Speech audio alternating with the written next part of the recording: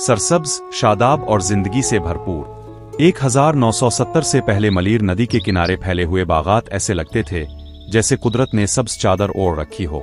आम, चीकू, केला, अमरूद और बेशुमार फलों के दरख्त हुआ के साथ झूमते थे। नहरें साफ पानी से भरी होती, मिट्टी जरखेज थी और किसानों के चेहरों पर इत्मीनान झलकता था। सुबह की हवा में मिट्टी और फूलों की खुशबू बसी होती और शाम को परिंदों की चहचहाहट इस वादी को जन्नत का सा मंजर बना देती थी।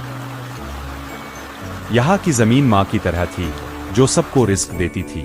खेतों में मेहनत करने वाले हाथ, दुआओं से लबरेज दिल और मुस्तकबिल से भरी आंखें, ये सब मलीर की पहचान थे। मगर फिर वक्त ने करवट बदली। 1970 के बाद जब मलीर नदी से बेदरेग रेत और बजरी निकाली जाने लगी तो ये सरसब्ज ख्वाब आहिस्ता आहिस्ता बिखरने लगा। नदी का कुदरती बहाव टूट गया, ज़ेरे ज़मीन पानी नीचे चला गया, ज़मीन बंजर होने लगी। वो बागात जो कभी जिंदगी की अलामत थे सूखने लगे, दरख्त किट गए, नहरें खामोश हो गई और परिंदे इस बस्ती को छोड़ गए। आज मलीर के वही बागात वीरानी की तस्वीर बन चुके हैं। जहाँ कभी हरियाली थी वहाँ गर्द उड़ती है, जहाँ कभी हंसी थी वहाँ खामोशी है। किसान बेबस हैं, जमीन प्यासी है और फिजा में एक उनकही चीख गूंजती है।